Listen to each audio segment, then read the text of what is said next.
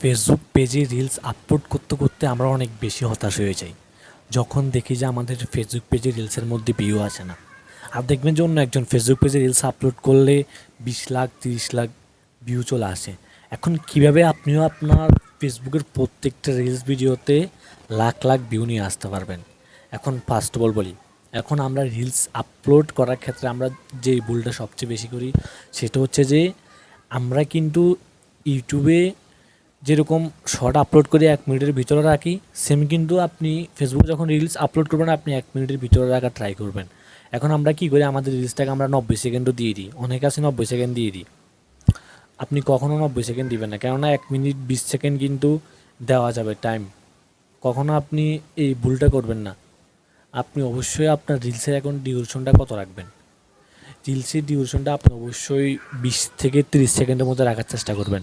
দেখবেন যে আমরা যখন ইউটিউবে শর্ট আপলোড করি তখন কিন্তু আমরা 40 সেকেন্ড 50 সেকেন্ড পর্যন্ত ডিউরেশন রাখি। আপনি কখন এটা করবেন না, আপনি ফেসবুকের ক্ষেত্রে কিন্তু উল্টা করতে হবে, কেননা ফেসবুকে যারা ভিডিও দেখে তারা কিন্তু এতটা ধৈর্য নিয়ে রিলস দেখে না। তাই অবশ্যই আপনার রিলসের ডিউরেশনটা 20 সেকেন্ড রাখার চেষ্টা করবেন, আর বেশি গেলে আপনার 25 সেকেন্ড। 20 থেকে 25 সেকেন্ড যখন আপনি একটা রিলসের ডিউরেশন দিবেন তখন দেখবেন যে হঠাৎ করে কেউ যখন স্ক্রল করতেছে হঠাৎ করে আপনার রিলসটা তার সামনে চলে আসবে, চলে আসলে অটোমেটিক কিন্তু যখন প্লে হয়ে যাবে, অটো প্লে হইলেও 10 সেকেন্ড অটো প্লে হয়ে থাকবে। আর যখন আপনি রিলসটা 1 মিনিটের তৈরি করবেন তখন কিন্তু আপনার রিলসটা 5 সেকেন্ড দেখলে, রিলসটা না দেখে ব্যাক করে চলে আসলে কিন্তু আপনার রিলসের এঙ্গেজমেন্টটা কমে যাবে বা অ্যাভারেজ ভিউ ডিউরেশনটা কমে যাবে। তাই অবশ্যই আপনি 20 সেকেন্ড বা 25 সেকেন্ডের মধ্যে আপনার রিলসের ডিউরেশনটা রাখার চেষ্টা করবেন, তাহলে দেখবেন যে আপনার রিলসটা বেশি ভাইরাল হয়ে যাবে। সেকেন্ড হচ্ছে, দেখবেন যে রিলসের মধ্যে কি লেখা দেয়, ওয়েট ফর এন্ড। মানে দেখবেন যে কিছু রিলসের মধ্যে উপর দিয়ে লেখা থাকে ওয়েট ফর এন্ড, মানে কি শেষ হওয়ার জন্য অপেক্ষা করা। এগুলো হচ্ছে সবচেয়ে আকর্ষণীয় লেখা ভাই। আপনি বিশ্বাস করেন, এরকম লেখাগুলো যখন আপনি লিখবেন তখন কিন্তু মানুষের মনে একটা কিউরিওসিটি বা কৌতূহলের জন্ম নেবে। যখন মানুষের মনে কৌতূহলের জন্ম নেবে তখন কিন্তু মানুষ আপনার রিলসটা পুরো দেখবে। আপনার যদি 25 সেকেন্ডেরও রিলস হয়, মানুষ কিন্তু 25 সেকেন্ড ধৈর্য ধরে আপনার পুরো রিলসটা দেখবে।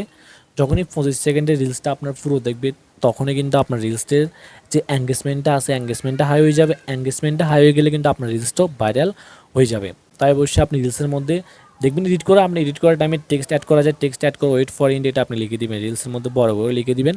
তাহলে অবশ্যই আপনি রিলস আপলোড করলে বেটার রেজাল্টটা পাবেন।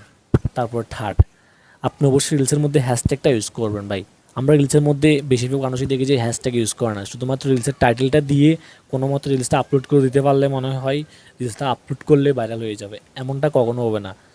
আপনি যখন রিলস আপলোড করবেন অবশ্যই আপনার রিলসের মধ্যে কিন্তু হ্যাশট্যাগুলো দেওয়া লাগবে। এখন আপনি কোন ধরনের হ্যাশট্যাগ দিবেন, এখন হ্যাশট্যাগ দেওয়ার ক্ষেত্রে কিন্তু আপনি যেমন তেমন হ্যাশট্যাগ দিলে হবে না, অবশ্যই আপনার ট্রেন্ডিং যেসব হ্যাশট্যাগুলো আছে আপনি ওইগুলো দিতে হবে। এখন ট্রেন্ডিং হ্যাশট্যাগুলো কীভাবে খোঁজ করবেন, এখন আপনি যখন ফেসবুকে যেসব রিলসগুলো ভাইরাল হয়েছে ওইসব রিলসগুলো দেখলে দেখবেন যে কিছু হ্যাশট্যাগ ইউজ করে, তাদের ওই হ্যাশট্যাগুলো আপনি সেম প্রয়োজনে কপি করে পেস্ট করে দেবেন, সমস্যা নাই।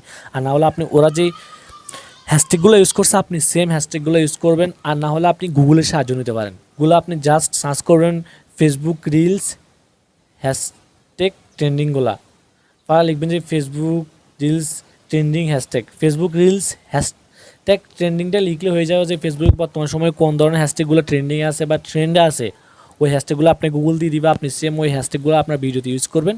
তাহলে দেখবেন যে আপনার ভিডিওতে আপনি আগের থেকেও বেশি রেজাল্টটা পাবেন।